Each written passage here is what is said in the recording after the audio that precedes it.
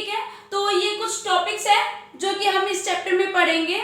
और सबसे पहली बात कि जो ये टेस्ट है उसमें हम ज़्यादा डिटेल में नहीं जाएंगे, क्योंकि ये हमारा ऑब्जेक्टिव पेपर आएगा तो हम उसके बारे में जानेंगे, उसके फोटो के बारे में जानेंगे, मतलब कैसे दिखता है वो टेस्ट। और अब हम बात करते हैं सबसे पहले पॉइंट के बारे में, तो वो है टेस्ट एंड मेजरमेंट। अभी टेस्ट और मेजरमेंट होता क्या है, ठीक है। ये एक ऐसा डिवाइस है फिजिकल एजुकेशन का जो कि हमें डिटेल में बताता है स्पोर्ट्स पर्सन के नीड्स, कैपेसिटी, एबिलिटी, उसके एटीट्यूड के बारे में, ठीक है। सेकंड पॉइंट, ये बहुत इंपॉर्टेंट होता है चेक करने के लिए, क्योंकि इसके वजह से हमें प्रोग्रेशन पता चलती है कि इंडिविजुअल की प्रोग्रेशन हो रही है या फिर नहीं हो रही है तो कितनी हो रही है, और नहीं हो रही थी क्यों नहीं हो रही है, ठीक है। थर्ड पॉइंट, इस टेस्ट का मतलब क्या होता है। ये जो टेस्ट है वो कलेक्ट करता है information about the specific skills, जैसे कि हमारी endurance, knowledge, attitude, behaviour etcetera, ठीक है। अब हम बात करते हैं ये मेजरमेंट क्या होता है।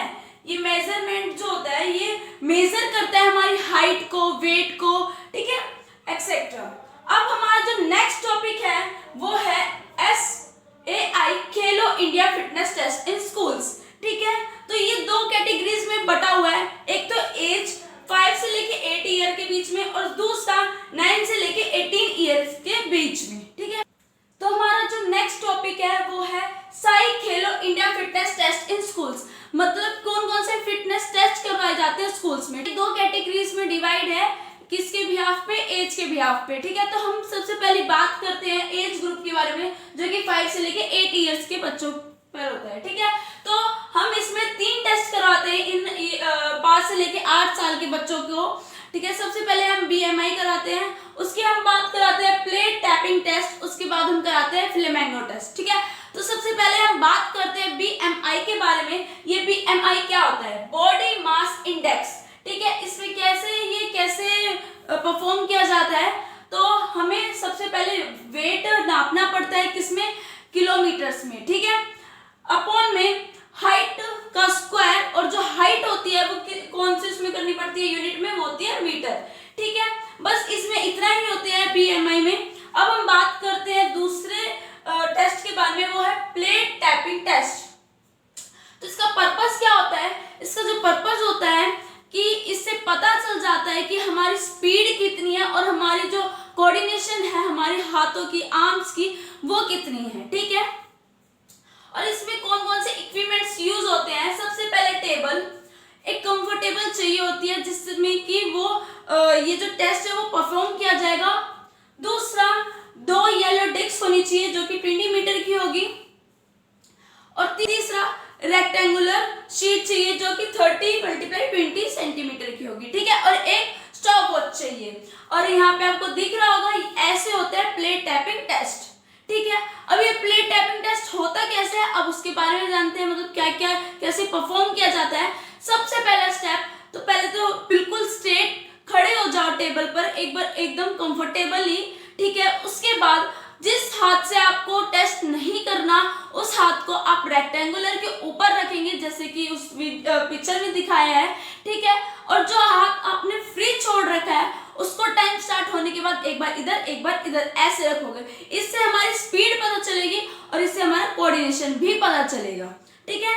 और जो ये साइकिल है, मतलब एक बार इधर हाथ रखने की, वो 25 बार करनी होगी। और जो ये 25 साइकिल्स को रिपीट करने के लिए जितना भी टाइम लगेगा वो रिकॉर्ड किया जाएगा। नेक्स्ट टॉपिक के बारे में, वो है फ्लेमिंगो बैलेंस टेस्ट। ये टेस्ट ऐसे होता है, ठीक है। अब हम बात करते हैं इसका पर्पस क्या होता है, ये टेस्ट किस लिए करवाया जाता है। तो ये टेस्ट जो होता है वो हमारी स्ट्रेंथ देखने के लिए करवाया जाता है। स्ट्रेंथ किसकी, लेग की स्ट्रेंथ, मतलब हम कितनी देर तक एक ही पैर पर खड़े हो सकते हैं, ठीक है। उसके बाद अब हम बात करते हैं किस किस चीज की हमें जरूरत होती है, मतलब इक्विपमेंट्स क्या क्या चाहिए होते हैं। एक नॉन स्लिपरी सरफेस, मतलब एक ऐसा सरफेस चाहिए जिसमें कि हम फिसल लेना खड़े होने के बाद, ठीक है। दूसरा, स्टॉप वॉच, मतलब हम जिसमें रिकॉर्ड कर सके टाइम। अब हम बात करते हैं परफॉर्मेंस की, मतलब कैसे कैसे परफॉर्म किया जाता है ये, तो मैं आपको बताती हूँ। ये आपको ये पिक्चर दिख रही है, ठीक है। ऐसे ही हमें खड़ा होना है एक ऑब्जेक्ट पे जिस पे हम ना फिसलें, ठीक है। और दूसरे जो प्रेफरेंस लेग है हमारी वो तो उस पर रहेगी, और जो हमारी दूसरी लेग है वो जो रिलैक्स लेग है वो जो लेग है वो ऐसे टच होगी, ठीक है। हाँ, और मतलब जब हम खड़े होते हैं स्टार्टिंग में तो एक बार के लिए हमें इंस्ट्रक्टर की हेल्प ले लेनी चाहिए जब तक हम कंफर्टेबली खड़े नहीं हो पाते उस दर तक, ठीक है। और पॉइंट हम रिकॉर्ड करते हैं कि 60 मिनट में जो चिल्ड्रन है वो अपना बैलेंस कब कब खोता है, कितनी बार खोता है, ठीक है।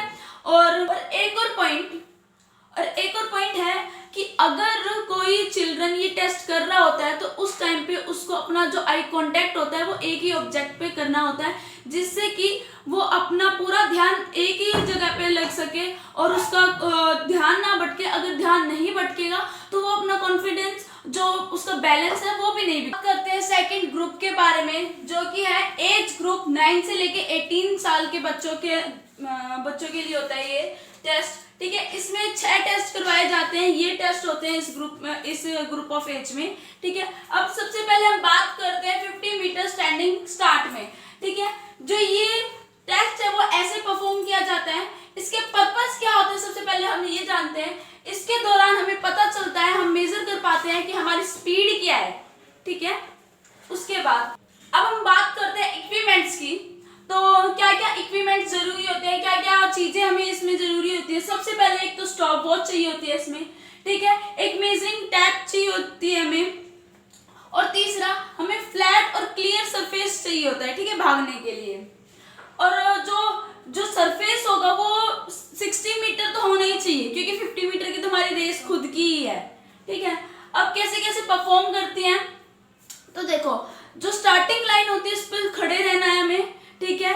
क्या करना है, और जैसे हम बैठ के रेस स्टार्ट करते हैं वैसे नहीं करना है। हमें एक पैर अपना जो स्टार्टिंग लाइन के पास रखना है और दूसरा उससे पीछे, ठीक है। और मतलब सिग्नल देने के बाद उनको भागना है सिंपली, ठीक है। और जो उनका मैक्सिमम टाइम होगा 50 राउंड को पूरा कंप्लीट करने के लिए, जो जितना वो टाइम लेंगे उसको हम रिकॉर्ड करते हैं, ठीक है। अब हम बात करते हैं सेकंड टेस्ट की, वो है 60 मीटर रन, ठीक है। इसका पर्पस क्या होता है, टू मेजर द एंडोरेंस, ठीक है। और जो ये टेस्ट आता है वो ऐसे परफॉर्म किया जाता है। दूसरा इसमें क्या क्या इक्विपमेंट्स चाहिए होते हैं, तो इसमें 60 मीटर ट्रैक चाहिए होती है और स्टॉप वॉच चाहिए होती है, ठीक है। इसमें सिंपली क्या करते हैं, इसमें स्टार्टिंग लाइन पे मतलब जो ऑब्जेक्टिव होता है वो खड़ा होता है, मतलब स्टूडेंट जो होता है वो खड़ा होता है, ठीक है। अपना एक पैर तो अपनी लाइन पे रखता है, स्टार्टिंग लाइन पे थोड़ा सा उससे पीछे, ठीक है। और दूसरा जो लेग होता है वो उससे पीछे रखता है, ठीक है।